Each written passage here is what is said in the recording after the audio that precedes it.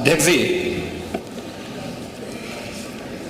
माननीय सदस्य ने एक बहुत महत्वपूर्ण मुद्दे की ओर सदन का ध्यान आकर्षित किया है और वास्तविक तथ्य इस माननीय सदन के समक्ष आने चाहिए। महिला और बाल सुरक्षा और खासतौर पर सेक्सुअल हैरेसमेंट से जुड़े हुए जो मुद्दे होते हैं वह केवल बाहर से ही नहीं होते हैं। इसके दोनों तरीके हैं, घर के अंदर भी और घर के बाहर भी। और इसलिए इन दोनों मुद्दों को ध्यान में रख करके सरकार ने इस दिशा में जो ठोस कदम उठाए हैं वह इस सदन के सभी माननीय सदस्यों के संज्ञान में बहुत आवश्यक हैं। अगर मैं महिला संबंधी अपराध को, जिसमें घरेलू हिंसा से जुड़ी हुई जो या सेक्सुअल हैरेसमेंट से जुड़ी हुई जो मामले होते हैं, इन सब की तुलना करूं तो सबसे पहले माननीय सदस्य को मैं इस बात के बारे में अवगत करा दूं कि 2016 की तुलना में दहेज जैसी घटना के बारे में देखें तो 2016 की तुलना में 2016 में कुल घटनाएं घटित हुई थी, उनकी तुलना में 23-24 के बीच में लगभग 17.5% की कमी घटनाओं में आई है। बलात्कार की घटनाओं में 2016 की तुलना में अगर 23-24 में हम उसकी तुलना करें, इसमें 25.30% की कमी दिखाई गई है।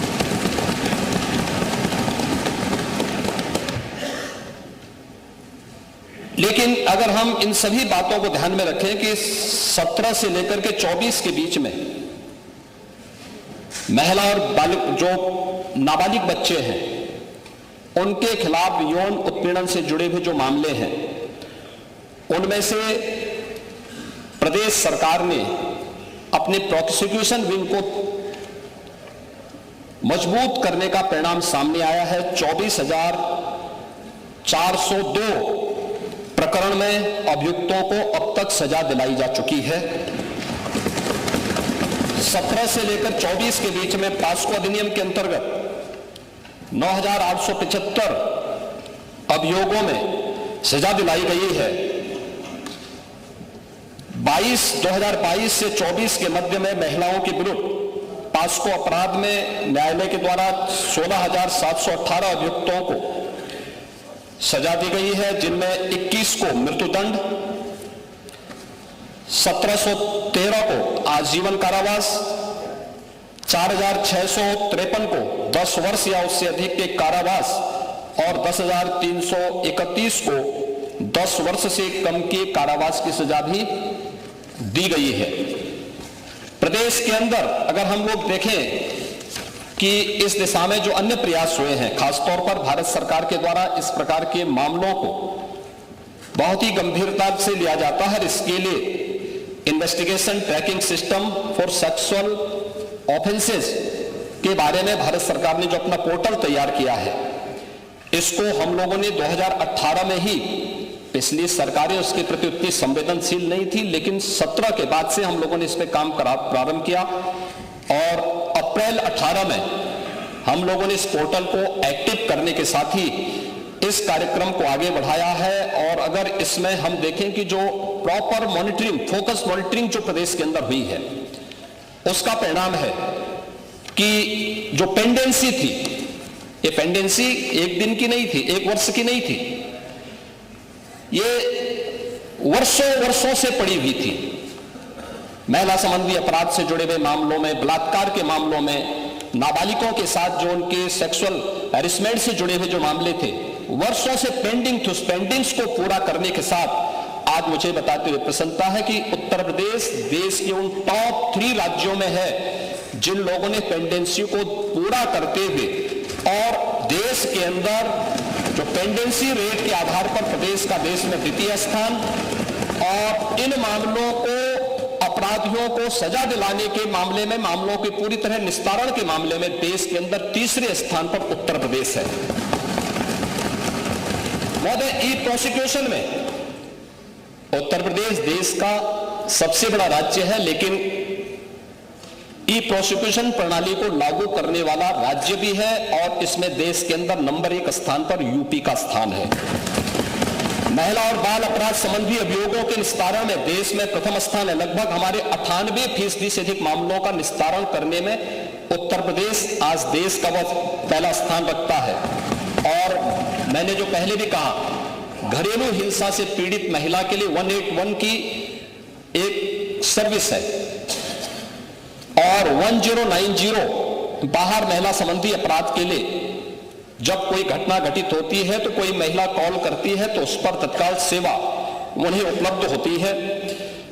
इन सबको इंटीग्रेट करने का काम भी 112 के साथ इंटीग्रेट करने, 181, 1090 और 112 को भी इंटीग्रेट करके अगर कहीं भी सूचना आ रही है उस सूचना को संबंधित तक भेजने के साथ ही उसको तत्काल रिलीफ मिल सके, इसके लिए भी यहां पर कार्य किया गया है।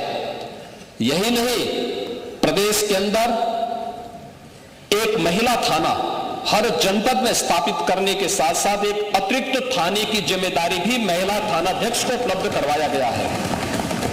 और हर थाने में जो प्रदेश के अंदर 1585 थाने हैं, इन 1585 थानों में महिला हेल्प डेस्क अलग से बना करके एक व्यवस्था बनाई है। और 2020 से हमारी सरकार पूरे प्रदेश के अंदर मिशन शक्ति के एक अभियान को आगे बढ़ा रही है।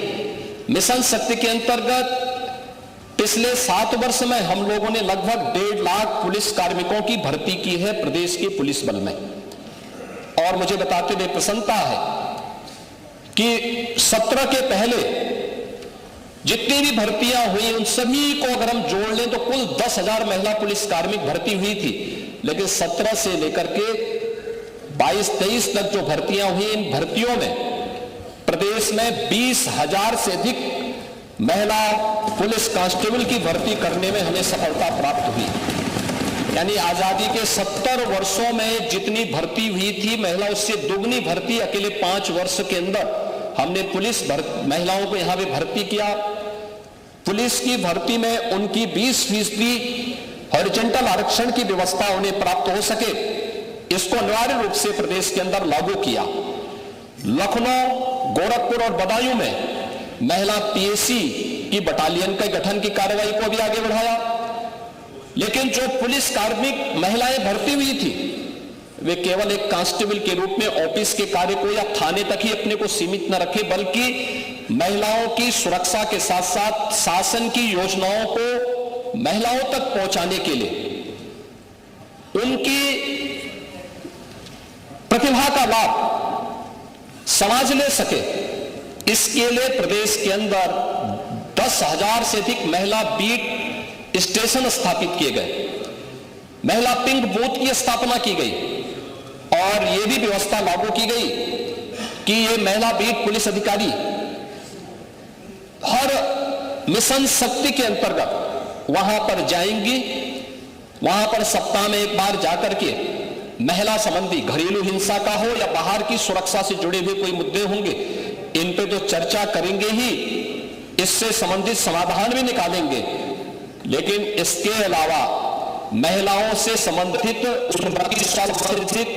जो भी या उनकी स्किल डेवलपमेंट से संबंधित या उनके स्वास्थ्य से संबंधित कौन स्कीम केंद्र राज्य सरकार के अंदर लगातार ये जारी है और इसके बहुत अच्छे परिणाम भी हम सबके सामने देखने को मिले हैं।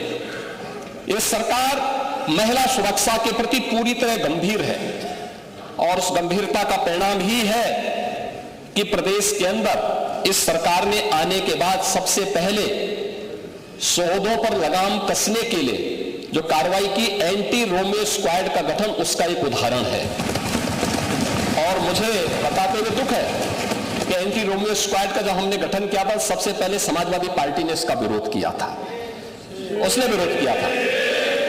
और मुझे बोलने में भी कोई संकोच नहीं है कि महिला संबंधी अपराध से जुड़े हुए ज्यादातर मामलों में समाजवादी पार्टी से डायरेक्ट या इनडायरेक्ट जुड़े हुए लोग उसमें इन्वॉल्व पाए जाते हैं।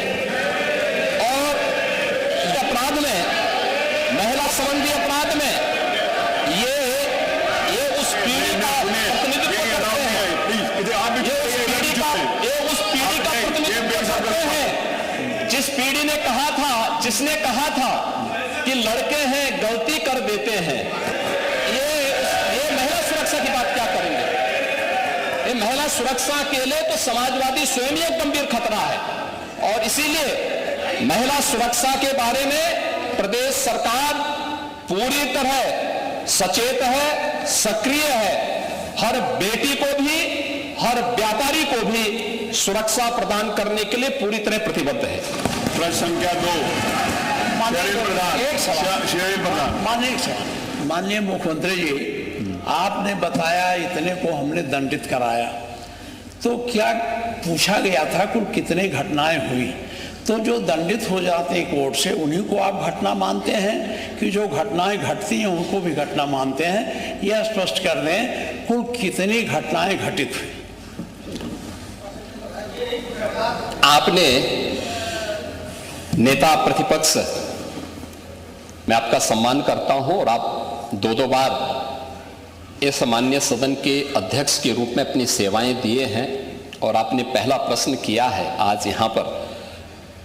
पहले तो आपके चयन के लिए मैं आपको बधाई देता हूं। ठीक है, अलग विषय है कि आपने चचा को गच्चा दे ही दिया। चचा बेचारा हमेशा ही ऐसे ही मार खाता है, उनकी नियति ही ऐसी है, क्योंकि भतीजा हमेशा भयभीत रहता है। लेकिन आप इस सदन के एक वरिष्ठतम सदस्यों में से हैं, आपका मैं सम्मान करता हूं। मैंने आपको पहले भी बताया कि 24,000 जो महिला संबंधी अपराध थे प्रदेश के अंदर 2016 में, अगर हम देखेंगे तो बलात्कार की जो घटनाएं घटित हुई थी वह 1838 हुई थी। लेकिन अगर मैं 24 के अंदर की घटना बताता हूं, इनकी संख्या है 1373। और मुझे लगता है ये घटनाएं बताती है 25% से अधिक की कमी इस बारे में बताती है कि अपराधी आबादी तो बढ़ी होगी इस दौरान, और आबादी बढ़ने के क्रम में अपराध कम हो रहा है, नियंत्रित हो रहा है। लेकिन जो मैंने कहा, महिला संबंधी अपराध दोनों प्रकार के होते हैं, घर के अंदर भी होते हैं और घर के बाहर भी होते हैं।